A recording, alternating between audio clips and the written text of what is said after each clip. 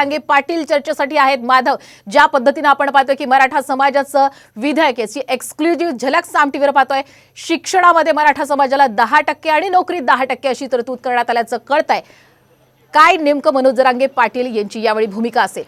नाही, यांनी जरी मागास सिद्ध केलं असलं मराठा समाजाला, आमचं त्याच्याबद्दलचं दुमत नाही की श्वेता, आता या घडीला साम टीव्हीवर सगळ्यात मोठी बातमी पाहताय। गेल्या 5.5 महिन्यांपासून जे आंदोलन सुरू आहे त्या आंदोलनाचा आज शेवट होतो का की मराठा समाजाला न्याय मिळतो का हे पाहणं महत्त्वाचं आहे। आणि आता या घडीला जे काही आपल्या समोर हा सगळा अध्यादेशांच्या नंतर जो कायदा करण्यात येणार आहे त्याची प्रत आपल्या समोर आलेली आहे। महाराष्ट्राला सुरुवातीला सांगूयात की मराठा समाजाला 10% शिक्षण आणि नोकऱ्यांमध्ये आरक्षण देण्याचा निर्णय राज्य सरकारने घेतलाय आणि तो कुठल्या कलमान्वये तर मराठा समाज सामाजिक व शैक्षणिक दृष्ट्या मागास आहे आणि भारताच्या संविधानाच्या अनुच्छेद 342(क)(3) अन्वये असा वर्ग म्हणून विनिर्दिष्ट करण्यात यावा आणि संविधानाच्या अनुच्छेद 15(4), 15(5) आणि अनुच्छेद 16(4) अन्वये या वर्गासाठी प्रवर्गासाठी आरक्षण देण्यात येणार असल्याचं सांगितलेलं आहे। म्हणजे मराठा समाजाला नव्या प्रवर्गानुसार आरक्षण जवळपास जाहीर झालेलं आहे आणि त्याच संदर्भात बोलण्यासाठी आपल्यासोबत स्वतः मनोज जरांगे पाटील आहेत। हा साम टीव्हीवरचा हा कागद तुम्ही पाहताय, ही पेपर बघताय की या घडीला हे बघा, मराठा समाजाला लोकसेवामध्ये 10% आरक्षण आणि शैक्षणिक संस्थांमध्ये प्रवेशामध्ये 10% आरक्षण देणे आवश्यक व इष्ट आहे। काय तुमची प्रतिक्रिया? मला काय कळना कुंकड बोला। हे बघा, हे नाही पण आता इकडून हे बोलते, तुमचं ऐकलं नाही मी, मला इकडे ताईचं ऐकून नाही आलं कोण काय म्हणलं ते। हा, हे तुम्ही वाचा। हो, एकच मिनिट। हा बोला। हो, हा मुद्दा सगळ्यात महत्त्वाचा आहे की मराठा समाजाला लोकसेवामध्ये 10% आरक्षण आणि शैक्षणिक संस्थांमधील प्रवेशामध्ये 10% आरक्षण देणे आवश्यक व इष्ट आहे असं स्पष्टपणे नमूद करण्यात आलं आहे। आणि हाच विषय 2013 आणि 2018 मध्ये सुद्धा करण्यात आलेला होता। या संदर्भात आता मनोज जरांगे पाटील आपली स्पष्ट भूमिका मांडणार आहेत, कारण हा अधिवेशनाचा भाग आमच्यासाठी महत्त्वाचा नाही तर आमचा महत्त्वाचा मुद्दा आहे की सगळे सोयरे संदर्भात निर्णय जर झाला तर या आंदोलनाची दिशा पुढे ठरू शकते।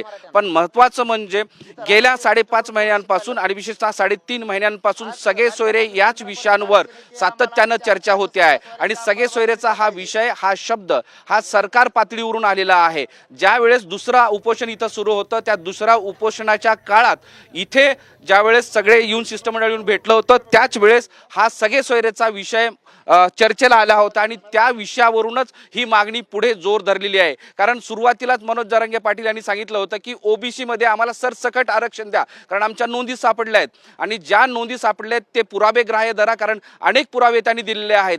यापूर्वी ज्या चर्चा या व्यासपीठावर झालेल्या आहेत, त्या उपोषण स्थळी झालेल्या आहेत, त्या सगळ्यांची चर्चा शिष्टमंडळासोबत झाली होती आणि त्याचाच विचार करून 26 जानेवारी रोजी वाशीमध्ये मुख्यमंत्र्यांनी तो अध्यादेश दिला होता आणि त्या अध्यादेशाचं कायद्यात रूपांतर करा असं त्यांचं म्हणणं आहे। आणि त्यामुळं आता त्यांचा संताप अधिक वाढत चाललेला आहे, कारण बेसिक अगोदर सगळे सोयरे चर्चा करा, त्याच्यानंतर हा नवा जो कायदा केलेला आहे, जो 10% आरक्षणाचा निर्णय घेतलाय त्याची गरज नाही, ते आवश्यक आहे मात्र ते प्राधान्यक्रम नाही। प्राधान्यक्रम काय तर ओबीसी मधून आहे। ओबीसी मधून जर दिलं तर टिकणारं आरक्षण आहे, कारण 50% पुढची जी मर्यादा आहे ती सर्वोच्च न्यायालयाने घालून दिलेली आहे आणि ती पुढची टप्पा मराठा समाजासाठी आरक्षणासाठी अत्यंत अडचणीचा होईल आणि कायदेशीर दृष्ट्या ते स्पष्टपणे तिथं पूर्ण होणार नाही। आणि त्यामुळं आता आम्ही थांबणार नाही, आता आम्ही उद्या पुढच्या आंदोलनाची दिशा ठरवू आणि कायदेशीर दृष्ट्या सगळे सोयरे याचीच अंमलबजावणी पाहिजे असं मनोज जरांगे पाटील यांचं म्हणणं आहे।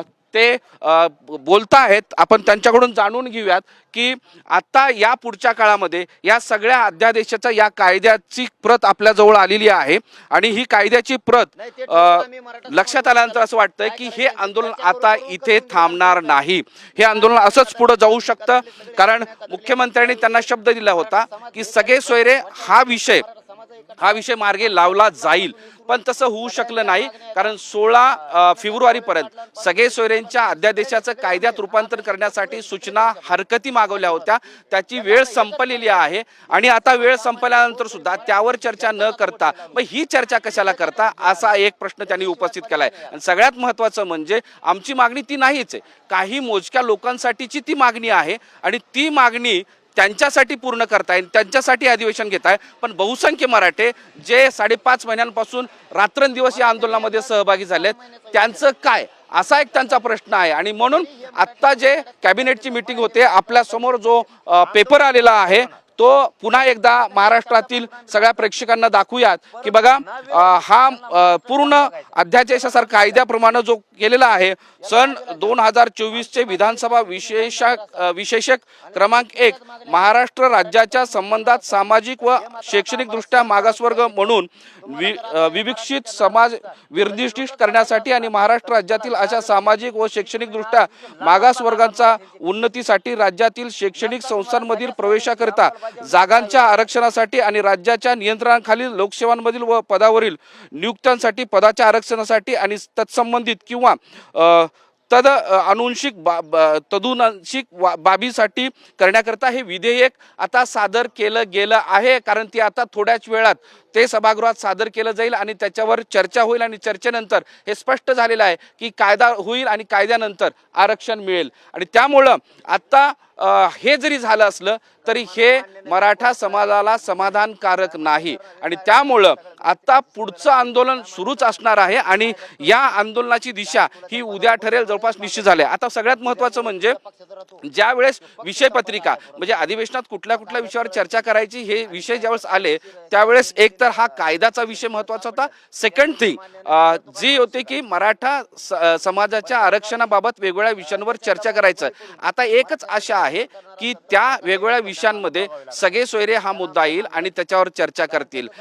कालपासून म्हणजे परवापासून सतत मनोज जरांगे पाटील सांगतायत की सगळे सोयऱ्यांवर बेसिक सुरुवातीला चर्चा करा, पहिल्या टप्प्यात करा आणि त्यानंतर या कायद्यासंदर्भात चर्चा करा आणि या कायद्याद्वारे जे मिळणार आहे ते आम्हाला हवं आहे. कारण सगळ्याच बाजूनं मराठा समाज हा आरक्षित झाला पाहिजे, त्यांना न्याय मिळाला पाहिजे आणि गेल्या अनेक वर्षांपासूनची जी संघर्षाची लढाई आहे, संघर्षाचा जो रस्ता आहे कुठेतरी तो थांबला पाहिजे, ती लढाई थांबली पाहिजे आणि इथल्या गोरगरीब विद्यार्थ्यांना, मराठ्यांच्या मुलांना न्याय मिळाला पाहिजे असं त्यांचं म्हणणं आहे. आणि त्यामुळं आता काय होणार असा एक साहजिक प्रश्न आहे. आता या सगळ्या बाजूनं अधिवेशनामध्ये खरंच चर्चा होणार का? कारण कॅबिनेटचा हा विषय आता समोर आल्यानंतर सर्वपक्षीय म्हणजे सत्ताधारी आणि विरोधक या दोघांमध्ये काय चर्चा होते आणि चर्चेनंतर मुद्दा समोर काय येतो हे पाहणं महत्त्वाचं आहे. पण हा जवळपास 17 पानांचा जो अध्यादेशाचा जे कायद्यात रूपांतर होणार आहे त्याच्यामध्ये मुख्यमंत्र्यांची सही आहे.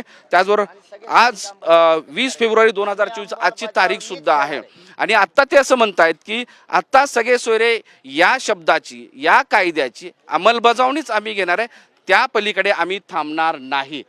त्यामुळं आता कठीण आहे. सरकारच्या समोर सुद्धा मोठा पेचप्रसंग आहे. कारण 2 वेळा उपोषण झाल्यानंतर तिसऱ्या वेळेस मनोज जरांगे पाटील हे उपोषण करीत आहेत आणि उपोषणाच्या दरम्यान त्यांनी ठामपणे सांगितले आता मागे हटणार नाही. जोपर्यंत शेवटच्या घटकापर्यंत म्हणजे मराठा समाजातल्या शेवटच्या घटकापर्यंत न्याय मिळणार नाही तोपर्यंत मागे हटणार नाही. आणि असं जर झालं तर सरकार फसवणूक करत आहे, त्यासोबतच राज्यातले सगळे आमदार फसवणूक करत आहेत. मराठा समाजाच्या बाजूनं बोलणार नाहीत तर ते सुद्धा फसवणूक करतायत असा मुद्दा त्यांनी मांडलेला आहे. आणि हे सगळं करत असताना मोठ्या प्रमाणामध्ये मराठा समाज या आंदोलनाच्या निमित्तानं महाराष्ट्रात एकवटलेला आहे. जो आंदोलनाचा टेम्पो होता तो कमी होण्याऐवजी तो अधिकच वाढत चाललेला आहे आणि आता लगेचच काही दिवसांवर निवडणुका येऊन ठेपलेल्या आहेत आणि या निवडणुका येऊन ठेपल्यानंतर सरकारच्या समोरचा तो पेच प्रसंग असेल तर या सगळ्यांना थांबवायचं कसं? आंदोलन चिघळलं तर ते सरकारसाठी किंवा महाराष्ट्रासाठी ते भल्याचं नाही आणि हे थांबवायचं असेल तर केवळ या कायद्याचा विषय केवळ चर्चेला न येणं, त्या पलीकडे जाऊन सगळे सोयऱ्यांचा हा विषय येणं हा सगळ्यात महत्त्वाचा मुद्दा आहे. आणि त्यामुळं आता काय असा एक प्रश्न होतोय आणि त्यामुळं या अधिवेशनामध्ये ही चर्चा व्हावी अशी एक अपेक्षा आहे. श्वेता. नक्कीच माधव, खरं तर आपण बघितलं होतं याच्या आधी सुद्धा सरकारनं म्हटलं होतं की सगळे सोयऱ्यांबद्दल कायदा केला जाईल असं आश्वासन दिलं होतं. मात्र